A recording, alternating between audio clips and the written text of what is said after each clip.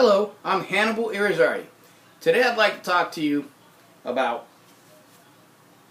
defensive shooting. A lot of people think that defensive shooting, you have to go to all these schools to learn how to shoot, and go to other schools to learn how to shoot even better, then go to other schools to learn how to shoot even better, and you have to go out there with 5,000 rounds of ammunition, and you have to have 50 different kinds of guns, and 3 or 4 or 5,000 kinds of rifles, and you have to have a whole battalion of friends to go out there shooting with you so that you can learn how to shoot. Not true. There's a famous saying, don't know who said it once, but beware of the man with only one gun, for he may know how to use it. I think I saw it in a movie somewhere. Bottom line is, everybody's all hyped up about, do we get into the Weaver stands?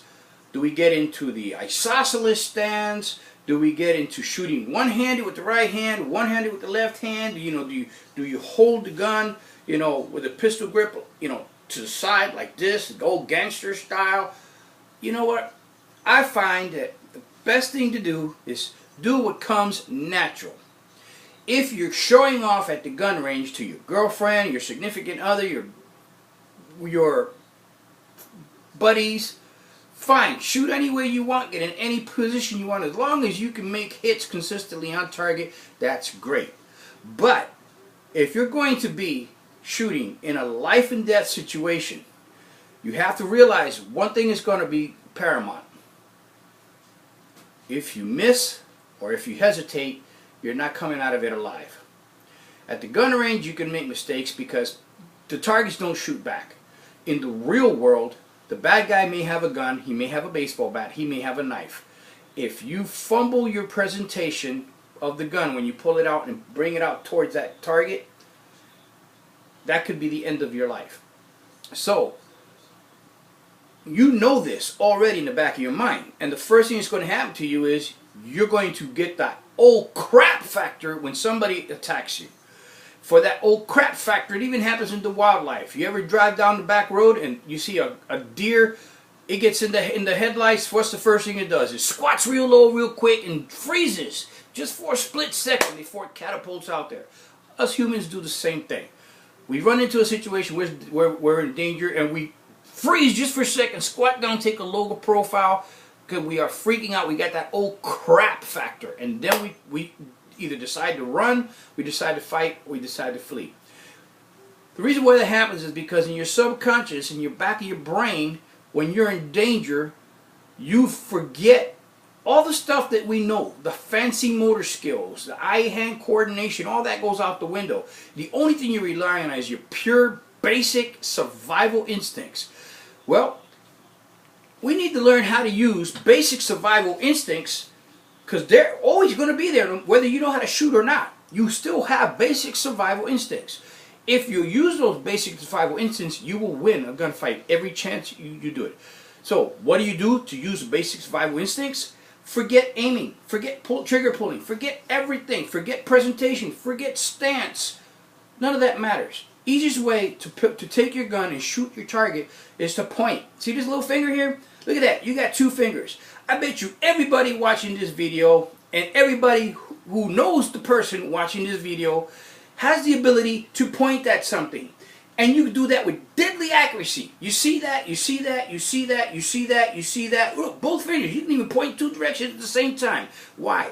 We have been trained from childhood to use our fingers to point. Even though our mamas might have spanked us in the back of the hand and said, don't point, that's rude. Bottom line is, every human being on the planet knows how to point their finger. And we can point with extreme precision. Well, why can't we use that concept in a gunfight to save our lives? Let's see about that. This is my handgun. Okay? I've got many. This is the one I'm going to use today. It is the Springfield Armory XD45. Okay? It is a magazine-fed, recoil-operated, semi-automatic, fires the very powerful 45 ACP.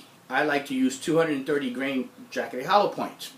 Now, it does hold, this is the magazine. The magazine is loaded, but the gun is not. Just in case anybody out there is freaking out, you can see that the gun has no ammo in it. There's no bullets in it. I wouldn't point a loaded gun in my face unless I knew it was, incapable of firing. This is incapable of firing. There's no magazine in it, so you can see, ooh, look, there's people out there. So, I missed the target. There, where's that? Right there. Bottom line is, you know that this gun is empty. So, using an empty gun, I'm going to be pointing at you, so don't freak out. Now, let's go back to that pointing thing. If you notice your fingers, they're usually about the same size. What I like to do is, first of all, when you grab your gun, okay, your gun's going to be in a holster like this. The first thing you want to do is you want to grab your gun and get a nice purchase. You don't want to hold it down here because that'll cause the gun to recoil like this, which means you'll have trouble firing, okay? You don't want to hold the gun up like this because when this slide goes back, it's going to bite you. So you want to put your hand right up in this webbing here where it's got this design right here for you. Right there is where you want the gun. You wrap your fingers around the gun and you always keep your finger off the trigger until your sights are on the target. Okay, these are for your sight, front sight, in case you didn't know. So until you're ready to actually shoot, you never put your finger inside this trigger guard. So you have a second hand. This is the hand you're going to use to shoot with. It controls all the manipulation of the gun. Okay, it fires. This is the firing hand. You have a second hand. Let's call that the support hand. The support hand is going to wrap itself right across here, just like this. Look at that. Both my fingers are almost the same size. Now, some people wrap a little bit farther, that's fine. Some people wrap a little bit back, that's fine. I don't care how you hold it. Whatever is comfortable to you, because in the end, it's your butt on the line, not mine. My fingers may be different than your fingers. My body may be different than your body. I guarantee you, you do not have this beautiful keg that I'm sitting here that I worked so hard to get. You probably have a six-pack, which looks pathetic because it makes you look like you're anorexic. You think you got muscles, but no, you're just hungry. So come over to my house and get some barbecue so we can put that six-pack into a cake. That's what the girls really like. Now, back to guns. You have the gun here. You grab yourself just like this, right? This is how I hold my gun. This is from the bottom. Now, I don't go like this to point at the guy. As I draw my gun, right, I cant it to the guy and I present it right here in the middle. Now, if you notice where my fingers are, my two index fingers, that's these two fingers that are wiggling at you. I point them straight down. Now, if the gun was not in my hand, I'm pointing with two fingers. I'm pointing that way. I'm pointing that way. I'm pointing up, down, left, right. Look, I can even point sideways. It doesn't matter. I point. No matter where I want to point, boom, I point. I can. That's where I'm looking. That's where it's pointing. I do it so easily. It's second nature. You do the same. So, if you grab the gun like this, and you point like this with the finger, look, automatically the gun goes exactly where I want it to go. I am not muzzle sweeping you. You're not even on the other side of the camera, so stop wigging out.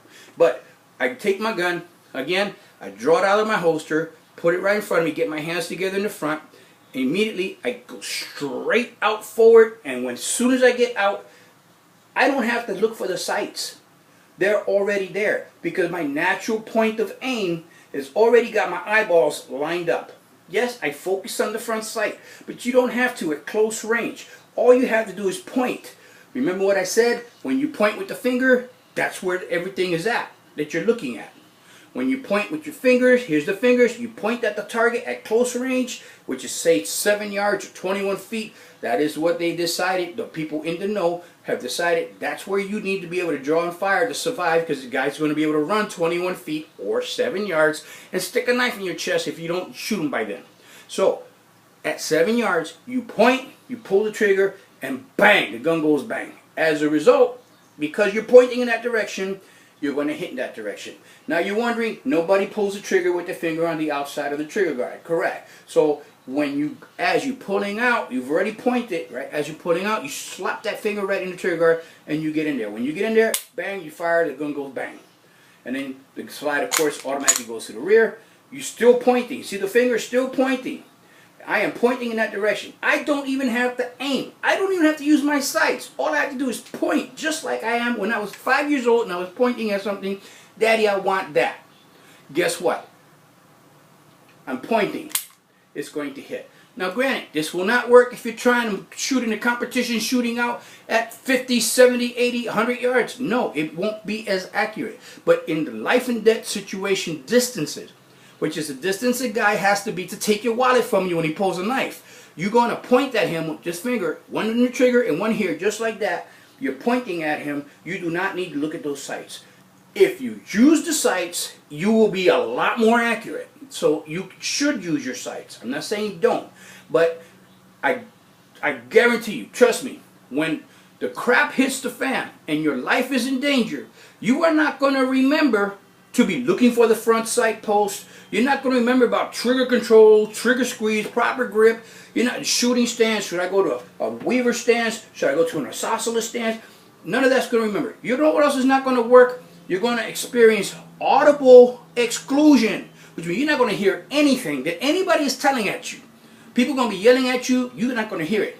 There's going to be traffic in the background. You're not going to hear it because you're focused on the threat. Your eyes are going to do the same thing.